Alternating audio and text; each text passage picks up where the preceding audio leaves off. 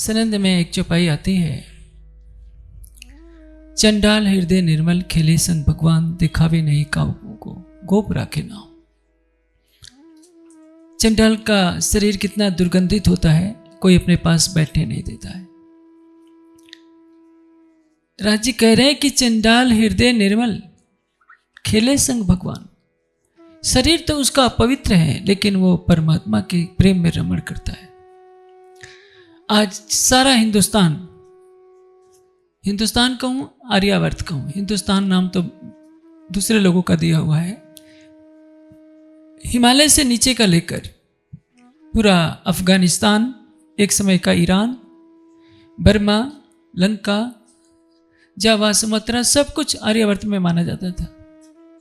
पूरी भारतीय संस्कृति चाइना में फैली थी, जापान में फैली थी, यूरोप में फैली थी। स्वयंभू मनु से लेकर युधिष्ठिर तक सारे चक्रवर्ती राजा भारतवर्ष में गए। भारतवर्ष का शासन सारे विश्व पर हुआ करता था।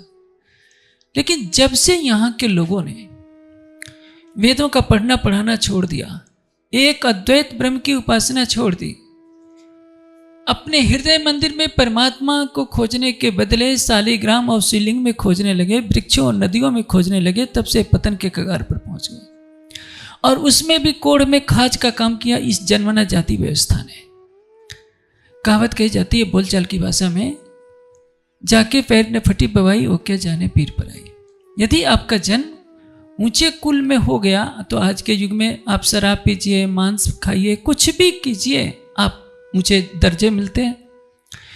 और यदि दुर्भाग्य से आपका जन्म निम्न कुल में होता है तो आप कितने भी योग्य रहिए, आपको हर जगह दुत्कार झेलनी पड़ती है। इस पीड़ा को जो भुक्तभोगी होगा वही हो सकता है, अन्य कोई नहीं। जैसे भारत में आरक्षण कोटा चलता है, 90% वाले रुक जाते हैं और 40% वाले पोस्ट पा जाते हैं, तो 90% वाला खींचता तो है। वैसे ही धर्म में भी आरक्षण है। जो जन्मना जाति व्यवस्था चालू कर दी गई है, मैंने जगन्नाथपुरी जाकर देखा है। शायद ही कोई पंडा हो जो रात को मछली न खाता हो, शराब न पीता हो, मांस न खाता हो, लेकिन दिन उगते ही सबको मुक्ति का टिकट वही देता है। जो मांस और शराब में डूबा हुआ है वो मुक्ति का टिकट बांट रहा है। इससे बड़ा दुर्भाग्य क्यों? क्योंकि जाति व्यवस्था है। उसकी पीढ़ी दर पीढ़ी उसका ही बेटा, चाहे शराबी हो, कबाबी हो, वही महंत बनेगा, वही गादीपति बनेगा। ये विकृति कहाँ से आती है? अशिक्षा से, अज्ञानता के अंधकार से। संसार में वही आगे बढ़ा है जो मानव मात्र को देखता है। मैं एक घटना आपको बताता हूं तो बात समझ में आ जाएगी। काशी नगरी में आदि शंकराचार्य भ्रमण कर रहे थे। उनके ज्ञान का डंका सारे देश में बज रहा था। अचानक सामने से एक चंडाल उपस्थित होता है अपने कुत्तों के साथ। शंकराचार्य जी अपने शिष्यों के साथ हैं। शंकराचार्य देखते हैं कि मेरे सामने से तो चंडाल कई कुत्ते लेकर आ रहा है, रास्ता ही नहीं छोड़ रहा है। शंकराचार्य कहते हैं चंडाल दिखाई नहीं देता, मैं गंगा स्नान करके आ रहा हूं, सामने से हट। चंडाल मुस्कुराता है, कहता है कि आचार्य ब्रह्म ब्रह्म को हटने के लिए क्यों कह रहा है? शंकराचार्य जी और छिटकते हैं, क्योंकि शंकराचार्य का उपदेश था ब्रह्म सत्यम जगत मिथ्या जीव ब्रह्म न एव परा। सारा संसार ब्रह्म रूप है, जीव ही ब्रह्म है, ब्रह्म के अतिरिक्त कुछ है ही नहीं। चंडाल पूछता है कि आचार्य आपका ब्राह्मण कथन है, मेरा चंडाल कथन है, लेकिन दोनों का जीव तो एक है।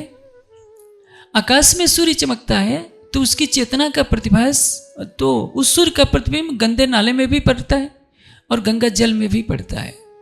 तो जो सूर्य है क्या उसमें विकार पैदा होता है? मेरे अंदर जो चिदाभास है, चिदाभास का अर्थ जीव, जो नारायण की चेतना का प्रभास है, प्रतिबिंब है, आदि नारायण की चेतना, ईश्वर कहिए, जो भी कहिए। मेरे अंदर जो चिदाभास रूप चैतन्य है और आपके अंदर जो चिदाभास रूप चैतन्य है, न तो वो ब्राह्मण है न चंडाल है। आपका शरीर ब्राह्मण का है, मेरा शरीर चंडाल का है। तो क्या जो मूल स्वरूप है ईश्वर में, क्या उसमें भी विकार होता है? आप तो कहते हैं कि जीव ब्रह्म न एव परा, तो आप अद्वैत की घोषणा करते हैं, आपको ब्राह्मण और चंडाल में भेद कहां से पता चल गया? शंकराचार्य उनके चरणों में झुक जाते हैं, चरणों में गिर पड़ते हैं कि तुम मेरे गुरु हो। लेकिन आज के शंकराचार्य जो न वेद पढ़ते हैं न सत्य को समझना चाहते हैं, जाति व्यवस्था का ऐसा घृणा का जहर बो रखा है। मोहम्मद बिन कासिम से लेकर अहमद शाह अब्दाली तक भारत पर हमला करते हैं। हजारों में, लाखों में नहीं, करोड़ों की गर्दनें काटी जाती हैं, खून की नदियां बहती हैं। सैकड़ों नहीं, न जाने कितनी बार चित्तौड़ की धरती से छत्राणियों ने चित्ता में जौहर किया होगा अपने सतीत्व की रक्षा के लिए।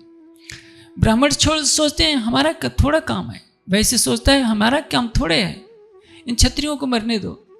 शूद्र सोचता है कि हमको तो सताया गया है, इनको मरने दो। परिणाम क्या होता है? जो अफगानिस्तान था वो आपके हाथ से गया। पाकिस्तान आपका ही भाग अलग होकर के दंदना रहा है। बांग्लादेश कौन था? सभी हिंदू ही तो थे। सिंगापुर कौन था? जावा, सुमात्रा, इंडोनेशिया में कौन था? सभी हिंदू थे। आज दूसरे मतों में चले गए। किसके कारण? इसी जाति व्यवस्था की लड़ाई के कारण। आप मंदिर में एक प्रतिमा स्थापित करते हैं, नदी में बहता हुआ पत्थर। शायद देवगढ़ के पास मैंने सुना है कोई नदी है जहां में बहते हुए पत्थर को शालिग्राम भगवान माना जाता है। नदी में बहता हुआ पत्थर तो भगवान हो सकता है, लेकिन भगवान स्वयं कहता है कि मैं हर प्राणी के हृदय में हूं। उपनिषदों को पढ़ा होता इन जातिवाद के चलाने वालों ने तो क्या उपनिषद में लिखा है? श्वेतास्तर उपनिषद जो यजुर्वेदी है, क्या लिखा है? एको देवा सर्वभूतेषु गूढ़ा, एक ही परमात्मा सभी प्राणियों में छिपा हुआ है। सर्वव्यापी सर्वभूतांतरात्मा, सत्ता से सर्वत्र व्यापक है और सर्वभूतांतरात्मा सभी प्राणियों की आत्मा है। कर्माध्यक्ष सर्वभूत अधिवासा, सभी के कर्मों को दृष्टा है। अधिवासा, सभी प्राणी उसी में निवास करने वाले हैं। साक्षी चेता केलो निर्गुणच। यदि उपनिषद के इस वाक्य को पढ़ लेते कि सभी प्राणियों के हृदय में परमात्मा विराजमान है, तो कोई जाति भेद नहीं करता, कोई शूद्र के नाम पर तिरस्कृत नहीं होता। जब से इन्होंने मनमानी पंक्ति बना ली, स्त्री शूद्रो न अधीयताम, शूद्र और स्त्री को पढ़ना नहीं चाहिए, तो इसका परिणाम क्या हुआ? स्त्री को शिक्षा से वंचित करने का तात्पर्य हुआ कि 50% स्त्रियां अनपढ़ हो गई। शूद्र भी ना पढ़े तो आप समझिए 36% ही केवल पढ़ सकता था। शेष जनसंख्या को इन्होंने अनपढ़ बना दिया। और 36 में भी क्षत्रिय और वैश्य के लिए वेद पर प्रतिबंध लगाया। ब्राह्मण सारे बुद्धिजीवी थोड़े हो सकते हैं। कुछ वर्षों पहले भारत में जो सबसे शिक्षित व्यक्ति था, जानते हैं वो कौन था? जिसके पास IAS, PCS, DLIT और न जाने कितनी MD, कितनी डिग्रियां थी, सबसे पढ़ा हुआ व्यक्ति भी निम्न वर्ण का था। आप जाति व्यवस्था की खाई करके हिंदुओं को टुकड़े टुकड़ों में करते थे। उस समय तो केवल कुछ जातियां थी जब मोहम्मद बिन कासिम का आक्रमण हुआ था। आज भारत में 1000 जातियां हैं। कैसा हिंदू समाज है जो अपने वेद को पढ़ना नहीं चाहता, उपनिषद को पढ़ना नहीं चाहता, गीता को पढ़ना नहीं चाहता, ये देखना नहीं चाहता कि उसमें लिखा क्या है। जिस मनुस्मृति को जलाया जाता है उस मनुस्मृति में मिलावट की गई, इसलिए शूद्रों पर अत्याचार हुआ। चारों वेदों में कहीं भी ऐसा नहीं है कि शूद्र निम्न वर्ण का है। उसमें तो एक एक वर्ण को प्रणाम किया गया है। चर्मकाराय नमः, उसको भी सम्मानित किया गया है, उसको भी प्रणाम किया गया है। ये जो निषादेभ्यो नमः, जो नाव चलाने वाले हैं उनको भी नमस्कार है, प्रणाम है। हर पेशा करने वाले को प्रणाम किया गया है। कोई भी कार्य अपनी जीविका उपार्जन के लिए कर सकता है, लेकिन उसका वर्ण निम्न नहीं हो सकता। चातुर्वर्ण्य मया शिष्टम गुण कर्म विभाग सा। योगेश्वर श्री कृष्ण ने क्या कहा है कि चारों वर्ण गुण और कर्म के आधार पर बनाए गए हैं।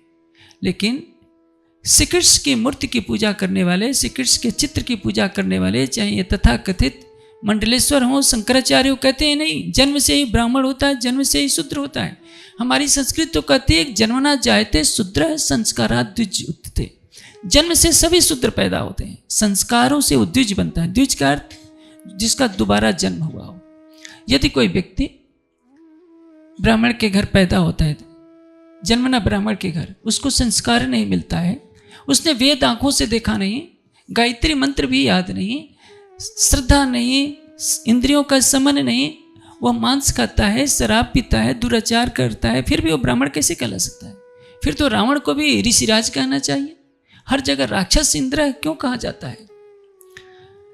आप इतिहास के पन्ने को पलट करके देखिए, ऋग्वेद का सबसे पहला ब्राह्मण ग्रंथ लिखने वाला कौन है? ऐत्रेय ऋषि। जानते हैं? वो शूद्र थे। विदुर जी क्या थे? शूद्र थे।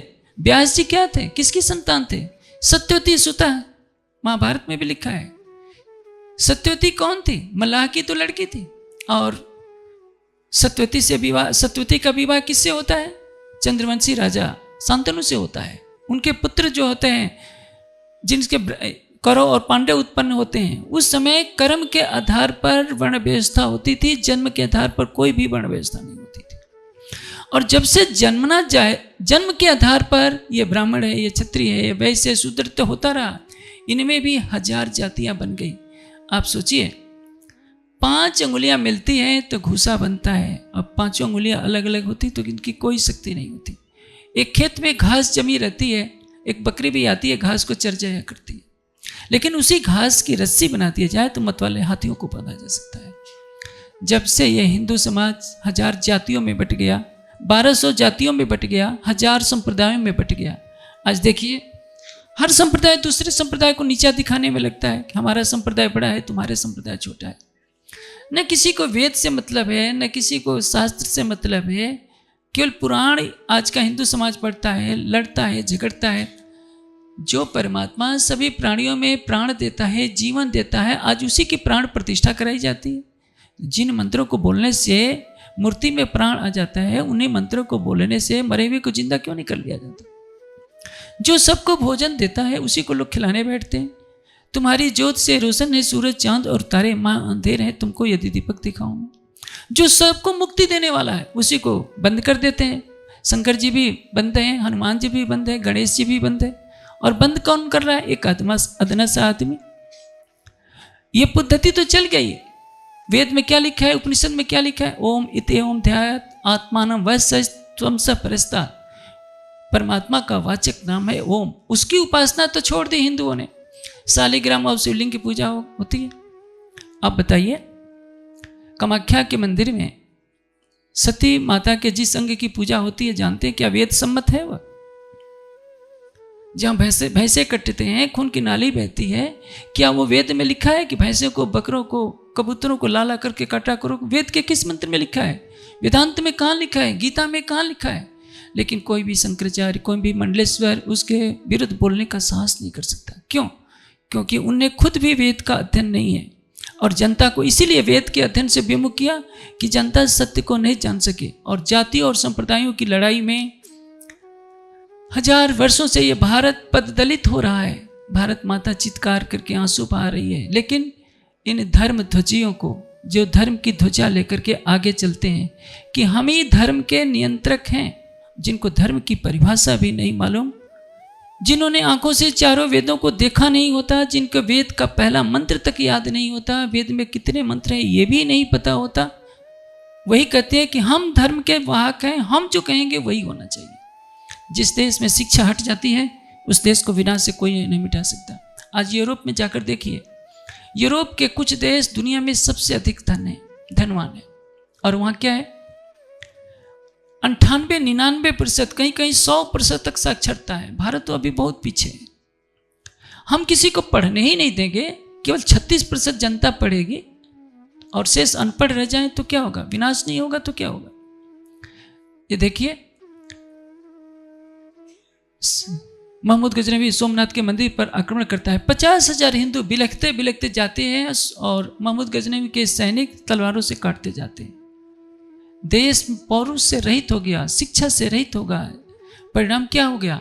स्वाभिमान तो छोड़ दिया, अभिमानी बन गया। जातियों की लड़ाई ने, जिसमें एक जाति दूसरों को नीचा दिखाने में अपना गौरव समझती है। बिहारी जी ने जो कहा था कि एक तो नीच जाति को सुनाइयो नहीं तारतम, आज भी वही चल रहा है कि छोटी जात को तारतम न दो, उसको मंदिर में न घुसने दो। तुम्हारा परमात्मा यदि छोटी जाति वाले के घुसने से अशुद्ध हो जाता है तो वो परमात्मा ही नहीं है। कभी किसी ने साबुन में मैल लगते हुए देखा है? साबुन तो दूसरों को शुद्ध करने के लिए है। यदि परमात्मा ही छोटी जात से दूर रहता है तो मेरी दृष्टि में वो परमात्मा नहीं, वो पत्थर की एक मूर्ति है। तुलसी और शालिग्राम का विवाह ये हिंदू समाज कराता है। एक पौधा है, एक पत्थर है, और क्या है। उसका विवाह में लाखों खर्च होता है। और यदि दलित समाज का कोई दूल्हा सामने से आ रहा है तो कहते हैं कि घोड़ी से उतरो, नहीं तो हम तुम्हें मारेंगे। उसके हाथ का छुआ नहीं खा सकते। देखिए भगवान श्री कृष्ण क्या आचरण करते हैं। समाज वही आगे बढ़ता है जो दलितों को गले लगाता है। दलितों को दुत्कारने वाला स्वयं पद दलित हो जाता है इतिहास के पन्नों से। योगेश्वर श्री कृष्ण विदुर के घर का साग करते हैं, खाते हैं, दुर्योधन का मेवा ठुकराते हैं। और जानते हैं भगवान राम का जब रात तिलक होता है तो केवट को विशेष रूप से आमंत्रित किया जाता है, विशेष अतिथि के रूप में। श्री राम क्या कहते हैं, तुम केवट भरत ही सम भ्राता, तुम मेरे भरत के समान भाई हो। भगवान राम एक दलित को अपना भाई बनाते हैं और राम के पुजारी कहते हैं कि ये छोटी जात क्या है, मेरे चौके में आ गया, मेरा मंदिर अशुद्ध हो गया, मेरा भोजन अशुद्ध हो गया। इसलिए विवेकानंद जब भ्रमण कर रहे थे कलकत्ता, ये जब केरला पहुंचे वहां जातिवाद का बहुत प्रपंच था। उन्होंने कहा कि ये केरल वाले मनोरोगी हो चुके हैं, इन सबका इलाज कराने की जरूरत है, क्योंकि उनसे देखा नहीं गया जाति पाति का प्रपंच। गुरु के लिए शिष्य पुत्र के समान होता है, लेकिन यदि गुरुजन ही भेदभाव करने लगे, रामकृष्ण जैसा परमहंस भी इस व्याधि से ग्रसित हो गए थे और वे भी विवेकानंद का बनाया हुआ भोजन करने में झिझक लगते थे, क्योंकि उसको धर्म बना दिया गया। सारा धर्म छूत छात में आ गया और यही भारतवर्ष के पददलित होने की इतिहास की गाथा लिखने के लिए सहायक हुआ। जिस देश में सभी मिल करके रहते, मैं संक्षेप में व्याख्या कर देता हूं, मेरे पास समय का अभाव है। एक मंत्र है, उसी का उल्टा अर्थ किया जाता है।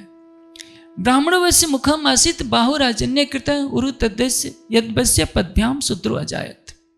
एक रूपक अलंकार की कल्पना की गई है कि ब्राह्मण क्या है, मुख है तो श्रेष्ठवान है, क्षत्रिय भुजाएं हैं, उरु ये कमर नीचे का वैश्य है, और पैर शूद्र है, इसलिए शूद्र नीचे है उसको दुत्कारो, ये अर्थ किया जाता है। ये नहीं है। पैर किसी का काट दीजिए तो क्या होगा, ब्राह्मण महाराज को खाना कौन देगा, क्षत्रिय महाराज वहीं पड़े रहेंगे और वैश्य महाराज भी वही रहेंगे। याद रखिए, जो समाज शूद्र का तिरस्कार करता है वही तिरस्करणीय हो जाता है, और भारतवर्ष के साथ ऐसे ही हुआ।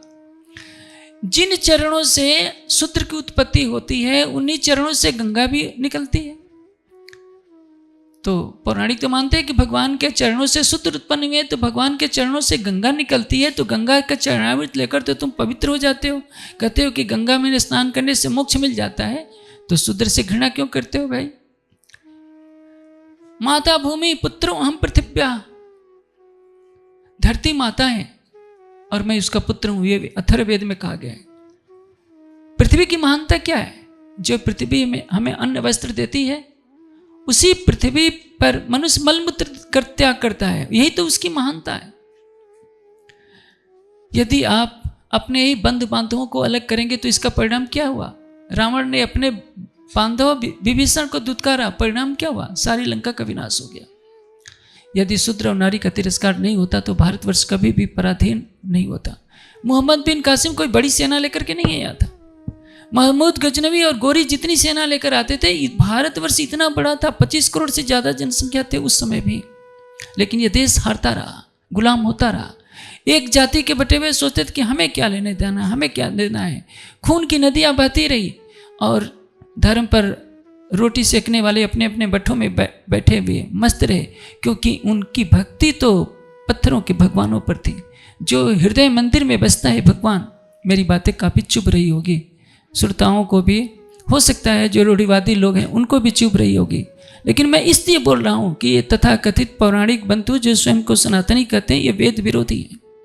इन्होंने वेदों को पढ़ा नहीं, न देखा, सारी मान्यताएं उल्टी कर रखी और समस्त हिंदू जाति को जातीयता के बंधन में टकरा टकरा कर उन्हें गुलाम होने के लिए विवश करते रहे। महमूद गजनवी ने सोमनाथ के पंडों को ले जाकर के कब वहां बेचा था गजनी में, क्या दुर्दशा हुई थी।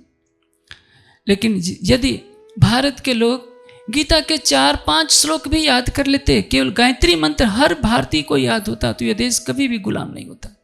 लेकिन ये तो कह दिया कि शूद्र गायत्री मंत्र का उच्चारण कर लेता है तो उसकी जीवा काट लो, उसको तलवार से मार दो।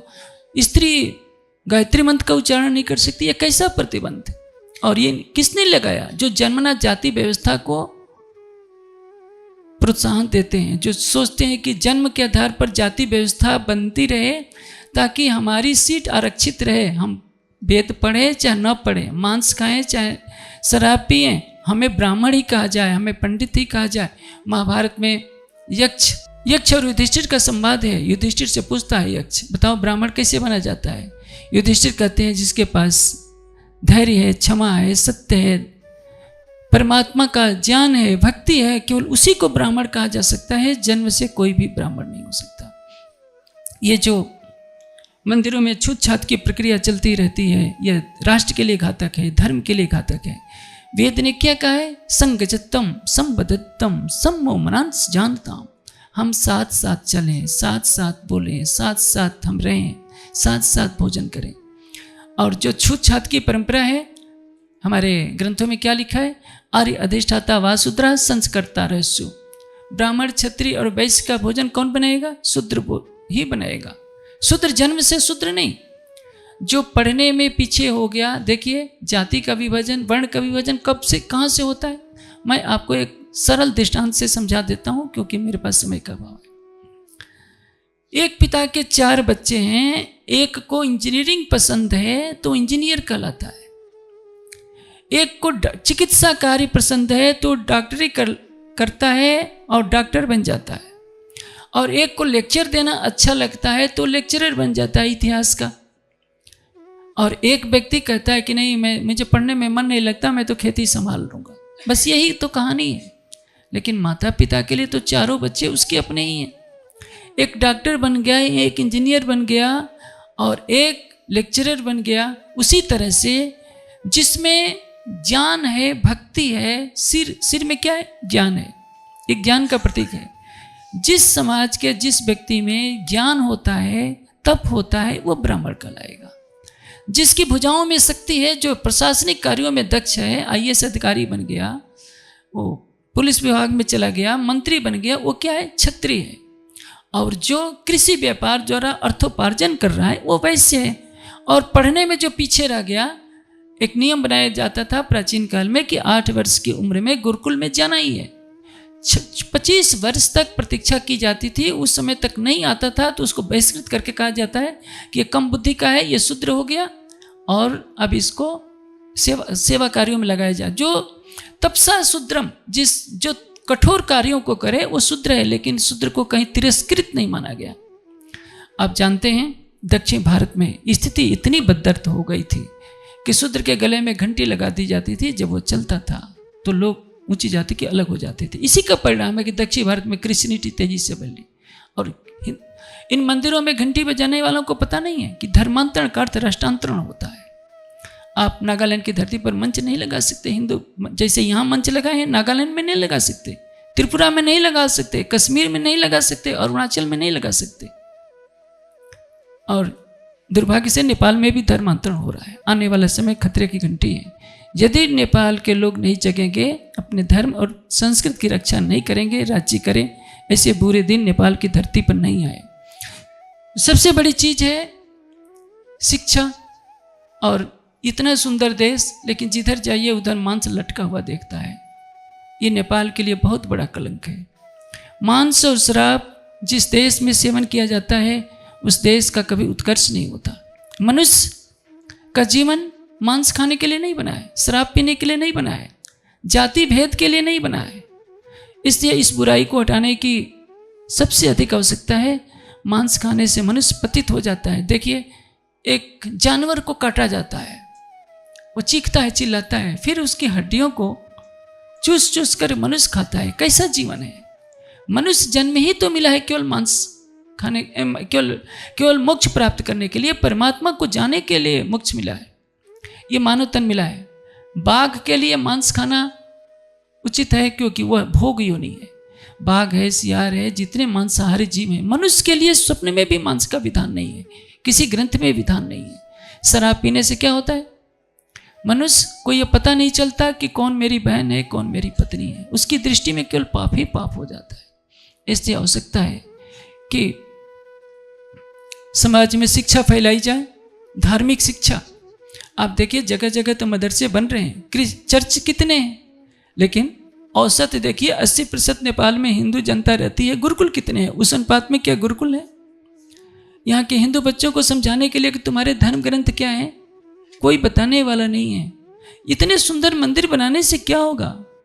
सोमनाथ के थंबे भी सोने के थे, हीरे मोतियों की बड़ी बड़ी जंजीरें थी, मूर्तियां थी, और महमूद गजरी में गदा से तोड़कर सबको ऊँटों पर लाद कर ले गया, क्या बचा? लेकिन फिर भी हिंदुओं को समझ नहीं आती कि सर्वशक्तिमान परमात्मा तुम्हारे हृदय मंदिर में रहता है। वेद क्या कहता है? अयम में हस्तो भगवान, ये मेरा हाथी भगवान है। अयम में भगवत तरह, ये मेरा हाथी भगवान है। अयम में हस्तो विश्व भेषो, यह मेरा हाथी विश्व की औषधि है। अयम में हस्तो विश्व भेषो, अयम शिव अभिमर्शिना, यह मेरा हाथी सबका कल्याण करने वाला है। लेकिन जिस जाति में, जिस हिंदू समाज में स्वयंभू मनु से लेकर युधिष्ठिर तक चक्रवर्ती सम्राट हुए, जिसमें बड़े बड़े वीर पैदा हुए, वह हिंदू जाति आज यदि मांस खा रही है, शराब पी रही है, बुरे कर्मों में लिप्त है, तो इसको देव संस्कृति, देवों के वंशज कैसे कहा जा सकता है? याद रखिए, यह जो कश्मीर की धरती है, मानसरोवर का क्षेत्र, इसी में सबसे पहले देव संस्कृत पैदा हुई थी, उसी की संतान ऋषि हैं, हम ऋषियों की संतान हैं। लेकिन यदि हम मांस खा रहे हैं, शराब पी रहे हैं, दुराचार कर रहे हैं, तो हमें कौन कहेगा कि हम ऋषियों के वंशज हैं? कौन कहेगा कि हम भगवान राम और भगवान कृष्ण के वंशज हैं? क्योंकि आज तो हम पदलित हैं। कलकत्ता में एक होटल बना था, उस पर लिखा है नॉट फॉर इंडियन डॉग्स। अब जानते हैं कितना, इससे बड़ा क्या अपमान होगा? जिन अंग्रेजों को, जब भारत में नंदलाव तक्षशिला के विश्वविद्यालय चल रहे थे, उन अंग्रेजों को तो मुंह धोने का ढंग नहीं था। लेकिन जब हम अनपढ़ हो गए, हमारे पर शासन किया, तो उन्होंने कह दिया कि नॉट फॉर इंडियन डॉग्स। जो समाज अपनी शिक्षा व्यवस्था नहीं फैला सकता, जो समाज जातीयता के नाम पर लड़ता है, सांप्रदायिकता के नाम पर लिखता है, अपने ही भाइयों को पददलित करता है, वह समाज नष्ट हो जाता है। और ये मैं राज्य से प्रार्थना करता हूँ कि जितने ये सन्यासी महात्मा 72 लाख हैं, सबसे पहले इनको ही सद्बुद्धि दे। जाति व्यवस्था इन्होंने बढ़ा रखी है। कुंभ के मेले में भी ये लोग कहते रहते थे कि हम जन्मना जाति व्यवस्था ही चलाएंगे। ज्ञानपीठ से हमारे कुछ धर्म प्रचारक गए थे साहित्य बांटने के लिए, साहित्य भी लेने से मना कर रहे थे, कह रहे थे कि आप लोग कर्मणा मानते हैं, हम आपका साहित्य तक भेंट में नहीं लेंगे। ऐसे विद्या के जो शत्रु हैं, वेद के शत्रु हैं, इन्होंने ही जाति व्यवस्था को पुनर्जीवित कर रखा है। यही ज्ञान को फैलने नहीं देते। इनको कोई चिंता नहीं, कम से कम जो मंदिरों के पुजारी हैं उनको तो सात्विक आहार करना चाहिए था। लेकिन जगन्नाथपुरी के सारे पंडे, वैसे एक बार संन्यास जीवन में मैं बैद्यनाथ धाम चला गया था, वहाँ मुझे पता चला वहाँ एक बहुत बड़ा तालाब है, वहाँ एक मछली 55 किलो से ज़्यादा की निकली थी। वहाँ के लोग बता रहे थे कि सब वहाँ के पंडे ही खा गए, किसी बाहर वाले को खाने को नहीं मिला। तो जो मछली खाए वो वही दूसरों को सवेरे सवेरे कहता है कि मुझे दान दोगे तो तुम्हें मोक्ष मिल जाएगा। तो हिंदू समाज का पतन नहीं होगा तो क्यों होगा? इसलिए मांसाहार घोर पाप है। ज्ञानपीठ से मांसाहार के विरोध में कई ग्रंथ निकले हैं जो संसार के बड़े से बड़े व्यक्ति को भी, तार्किक को भी समझा सकते हैं कि मांस खाना कितना बड़ा पाप है। पर्यावरण की जो पिक्चर ज्ञानपीठ से बनाई गई थी उसमें भी मांसाहार निषेध की एक वीडियो है, सब सुंदर साथ उसको देख सकते हैं। जगह जगह उस वीडियो को चलाइए। SPGIN में पर्यावरण पर जो डॉक्यूमेंट्री पिक्चर बनाई गई है 3 घंटे 20 मिनट की है, अंग्रेजी हिंदी दोनों में है।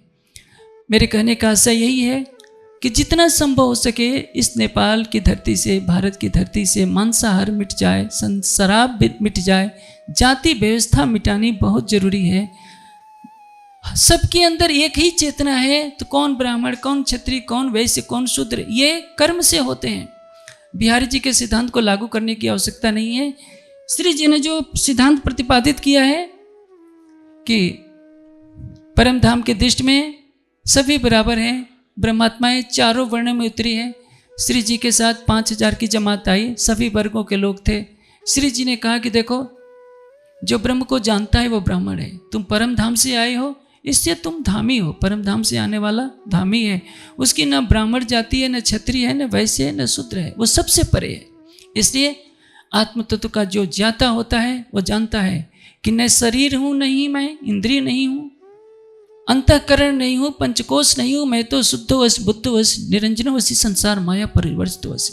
जिस देश में अद्वैत का ज्ञान दिया गया उस देश में दुर्भाग्य से यदि पत्थर पूजा होती है, जड़ की पूजा होती है, तो यही लोग जाति व्यवस्था को प्रोत्साहित करते हैं, सारे देश को लड़ाते हैं और 1000 साल तक यदि 1000 वर्षों तक ये देश शक्तियाँ भरता रहता है, कोई इसको मुक्त कराने नहीं आता। आवश्यकता ये कि ज्ञान की ज्योति को जलाइए। प्राणनाथ जी की वाणी, आत्म सौनी एक दीजिए, जुदवी से जी से दे, इस कथन को चरितार्थ करें। हर मानव को मानव समझिए। वेद ने मनुर्भव का उपदेश दिया है कि हर प्राणी को मनुष्य की दृष्टि से देखे। और मनुस्मृति में चाहे दूसरे धर्म ग्रंथों में मिलावट करके जाति व्यवस्था की खाई को जो बढ़ाया गया है वो नहीं मान्य होनी चाहिए। हम बहुत पीड़ा झेल चुके हैं।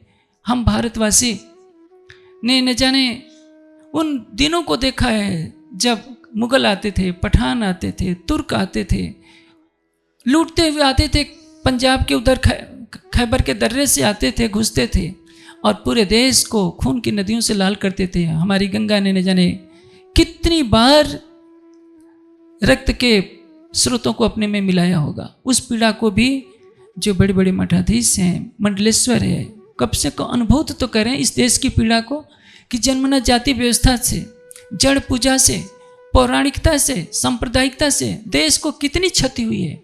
यदि उसको अनुभूत नहीं कर सकते हैं तो मैं समझता हूँ आने वाला समय बहुत भयावह होगा और आने वाली पीढ़ियाँ धर्म के तथाकथित अग्रगण्य जनों को कभी भी क्षमा करने के लिए तैयार नहीं होगी। ये भी नहीं क्षमा करेंगे और परमात्मा से भी उनके लिए कोई क्षमा शब्द नहीं है। मैं नेपाल के सभी लोगों से प्रार्थना करूँगा, इतने सुंदर देश को सुंदर ही रहने दें, मांस और शराब से इसको घृणित न बनाए, यही सबके लिए अच्छा होगा। प्रणाम जी। अधिक जानकारी हेतु हमारी वेबसाइट www.spjin.org पर आएं और हमारे YouTube चैनल को सब्सक्राइब करें। धन्यवाद।